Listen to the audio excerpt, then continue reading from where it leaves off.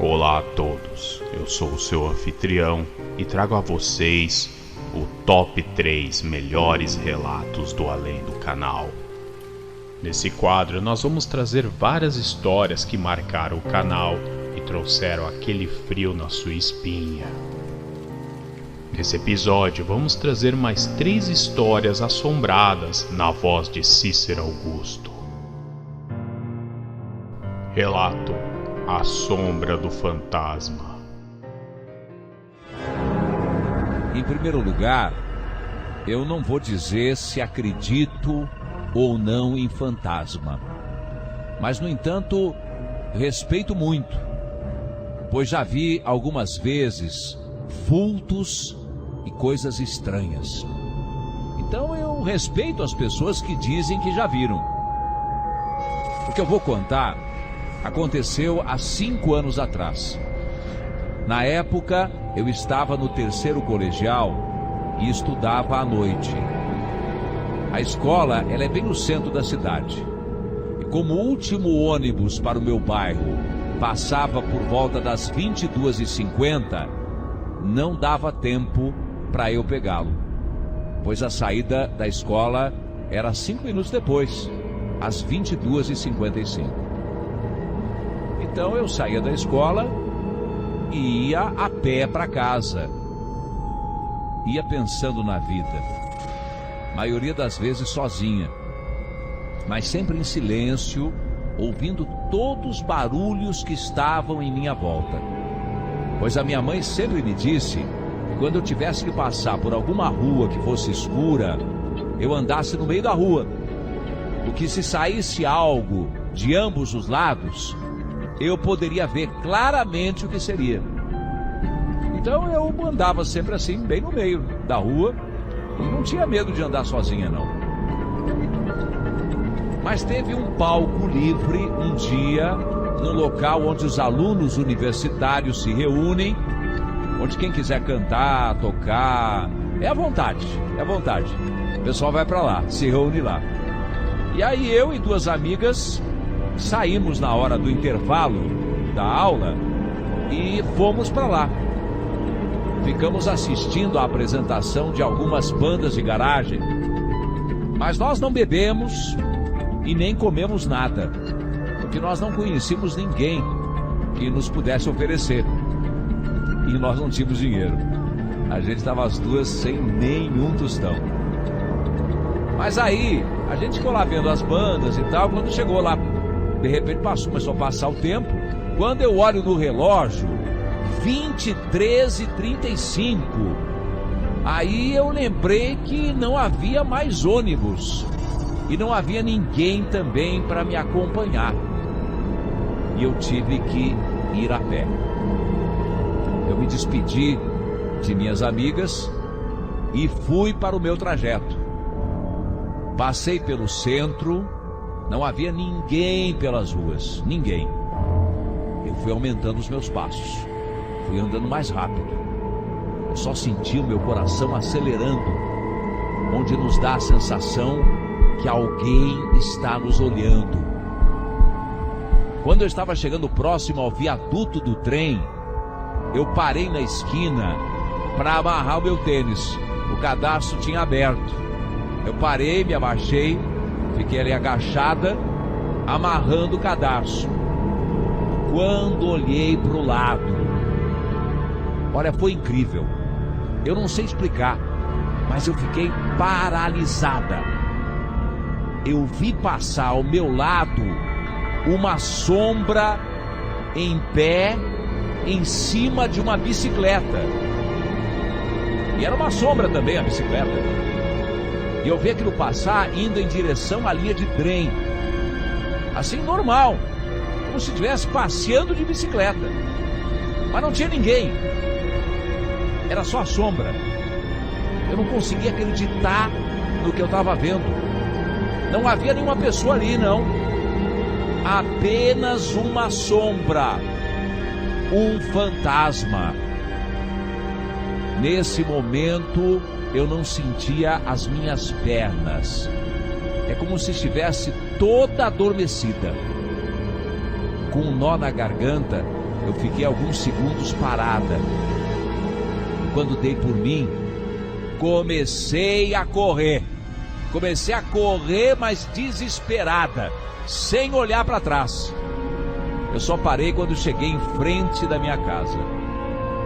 Olha, eu chorei tanto, mas tanto, que parecia que aquele medo não passava de jeito nenhum.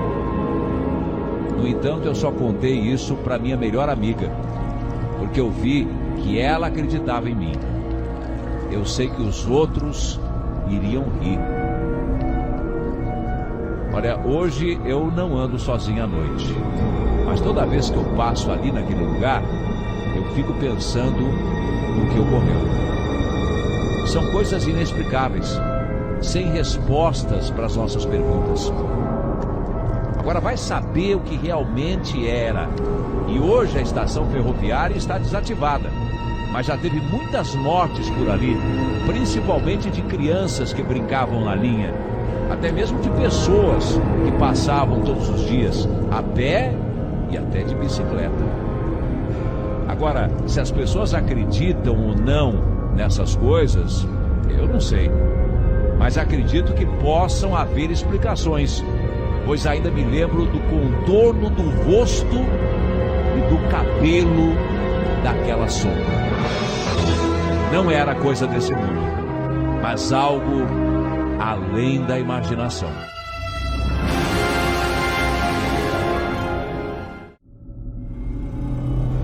Relato: A Assombração do Palhaço. Cícero, meu nome é Murilo, sou de Marília, tenho 29 anos e o que eu vou contar aqui aconteceu comigo aos 10 anos de idade. Eu sempre gostei muito de músicas infantis, Turma do Balão Mágico, Trem da Alegria, Turma do Pererê, entre outros.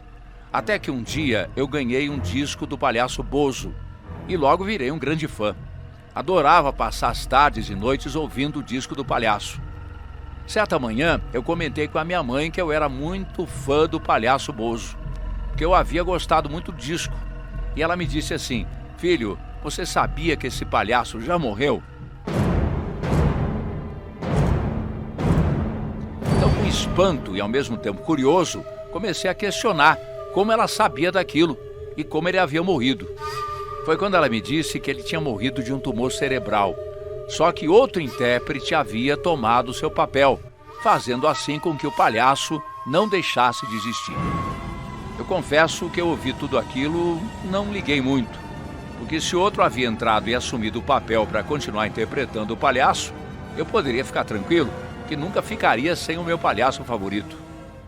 Até que certa noite, algo sobrenatural aconteceu. Eu sempre ia dormir cedo, pois meus pais acostumaram eu e as minhas irmãs mais novas assim. Íamos dormir por volta das 9 da noite, e eu sempre dormia direto. Raramente acordava durante a noite. Só que nessa noite algo mudou. Era meia-noite e eu acordei de repente. Eu dormia no quarto junto com as minhas duas irmãs e, paralelo ao nosso quarto, os meus pais sempre deixavam a luz do quarto ao lado acesa durante a noite, porque tínhamos medo do escuro. Ao acordar, eu senti um calafrio. Senti que tinha alguém na casa, além dos meus pais e minhas irmãs. Era como se tivesse alguém andando pela casa. Eu continuei na cama, fiquei com medo, até que eu resolvi olhar para a porta do outro quarto e vi duas mãos apoiadas sobre o batente, como se alguém estivesse à espreita me observando. Só que o mais curioso é que logo acima das mãos havia um chumaço de cabelo, muito semelhante ao cabelo de um palhaço, como se ele estivesse tampando o seu rosto atrás do batente, como se estivesse tentando se esconder de mim. O problema é que quando mais eu sentia medo, mais eu ficava encarando aquela cena. Fiquei hipnotizado, olhando aquele espectro do palhaço a me espiar pela porta, até que ele ficou parado na porta do quarto me observando. Eu não conseguia ver o rosto, apenas a silhueta negra, e aí eu gritei por minha mãe. Cícero, ele desapareceu completamente. Só que depois de alguns minutos, lá estavam as mãos no batente novamente, o cabelo, e logo em seguida ele parado na porta do quarto. O mais tenebroso de tudo é que eu dava gritos terríveis chamando a minha mãe, só que ela não vinha, e nem mesmo as minhas irmãs acordavam. Pareciam que todos na casa estavam em transe profundo. Isso aconteceu não um dia, durante uma semana. Toda noite a mesma cena macabra. Eu ia dormir, acordava meia-noite e depois de uns minutos lá estava aquele palhaço na porta me assombrando. Uma certa noite, em um surto de terror, eu fui ao encontro da aparição. Só que ao me aproximar a uns 2 metros dele, desapareceu, sumiu como fumaça. E eu voltei para a cama assustado. Cícero, aquilo estava acabando comigo. Eu contava para minha mãe e ela parecia não acreditar em mim.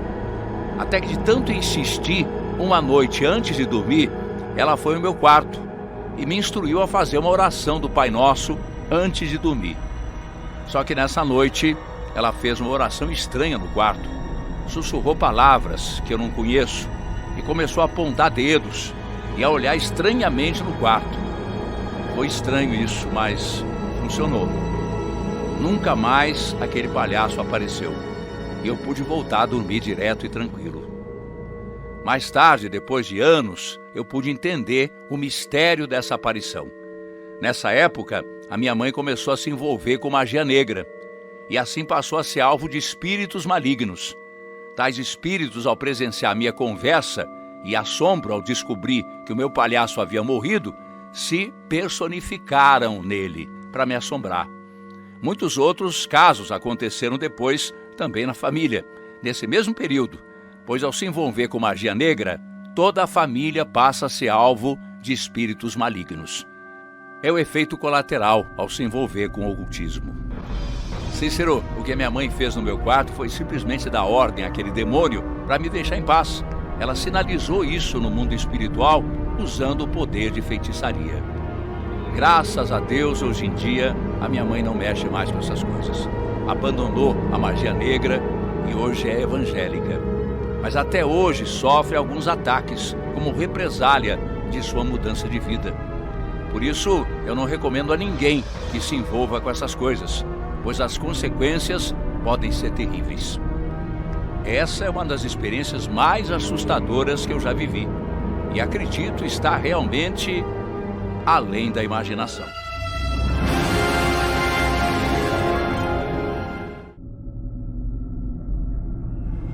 Relato: O Quarto do Pânico.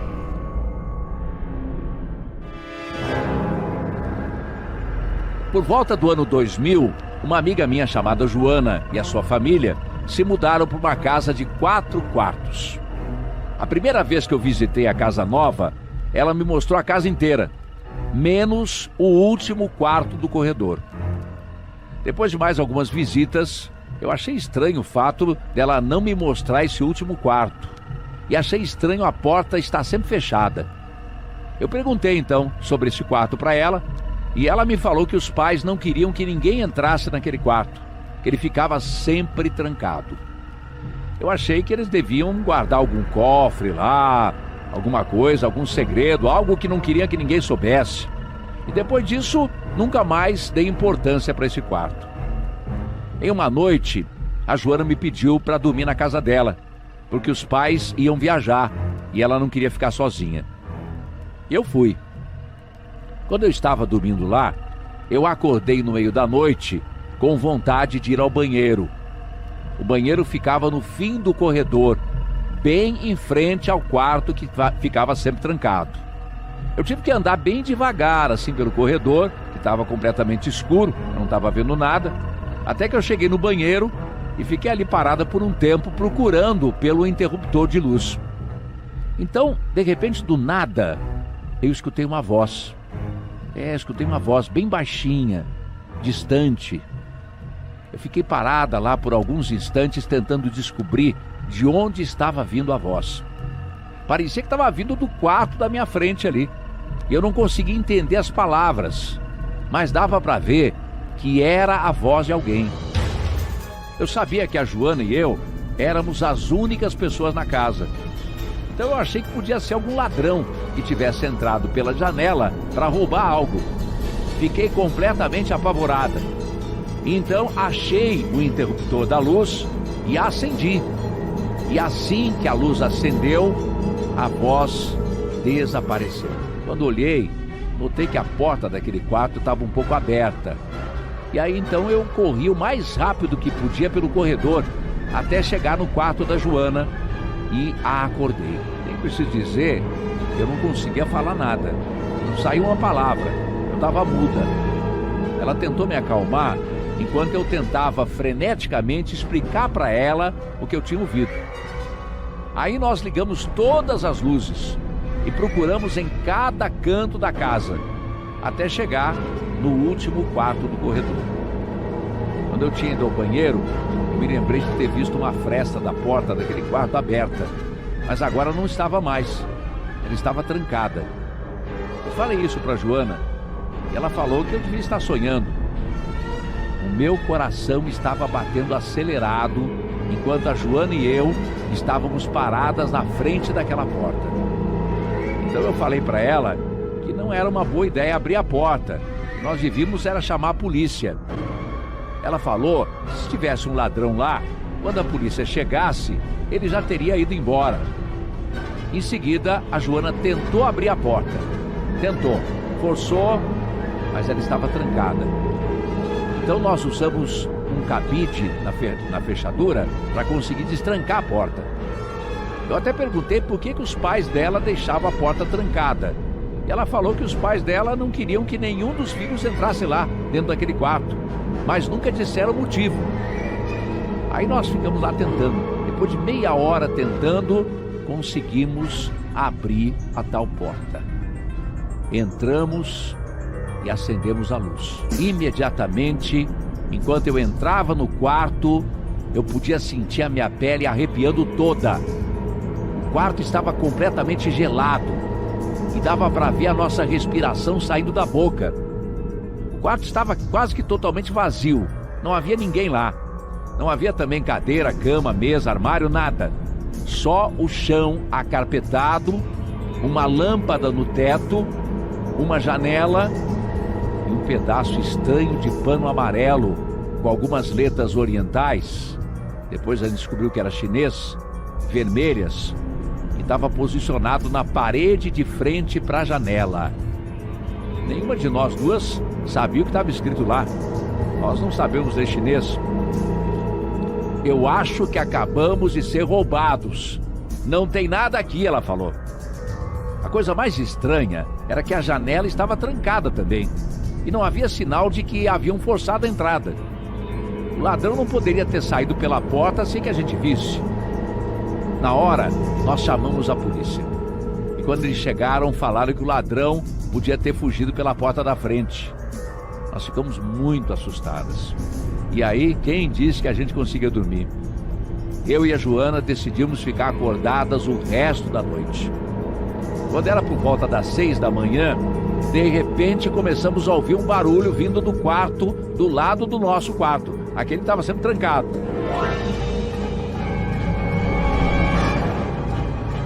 O barulho veio de lá. Aí, assustadas, nós duas pulamos da cama e ficamos grudadas uma na outra. E a Joana, ela agarrou uma faca que ela tinha pegado na cozinha e ficou com a faca na mão. E nós fomos saindo do quarto bem devagar para ver o que era o barulho. Misteriosamente, nós vimos que todas as portas agora estavam abertas. Aí nós ficamos ainda mais apavoradas.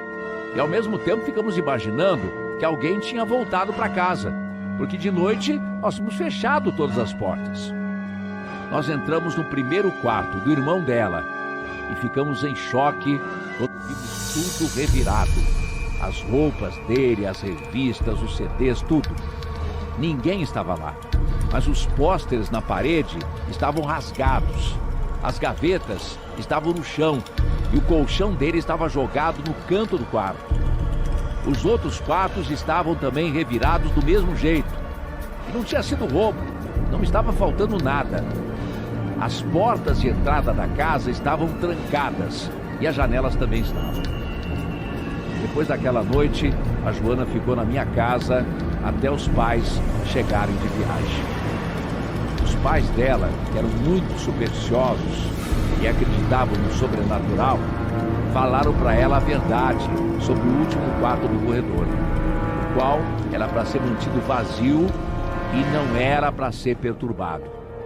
Eles falaram para ela que o dono anterior da casa tinha se suicidado e teve uma morte dolorosa naquele quarto. Antes de saber disso, eles entravam no quarto e ele estaria gelado o ano inteiro, não importava a estação. Eles acordavam ouvindo sussurros e uma respiração pesada no quarto e no corredor. Os pais não queriam assustar os filhos e resolveram não contar sobre os encontros sobrenaturais e sobre a história da casa. O irmão mais novo da Joana uma vez acordou sentindo uma mão gelada no rosto dele e às vezes acordava até com manchas roxas, indolores, pelo corpo todo, como se tivessem beliscado ele. Isso depois que ele pegou escondido a chave dos pais dela e entrou nesse quarto para ver o que tinha lá dentro, de curiosidade. Um monge budista, amigo dos pais dela, falou que era para a porta ficar trancada o tempo inteiro. Não era para ninguém abrir e entrar lá. Isso tudo é mesmo algo além da imaginação.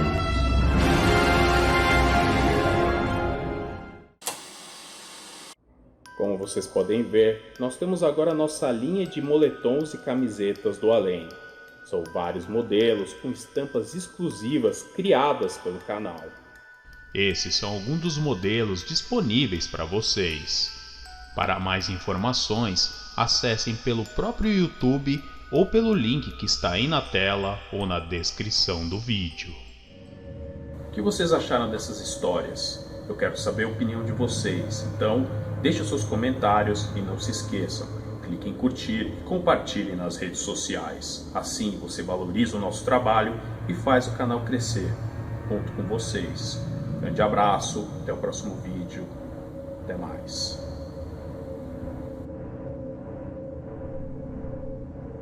Aproveitem e confiram mais histórias incríveis narradas por Cícero Augusto ou por mim, o seu anfitrião.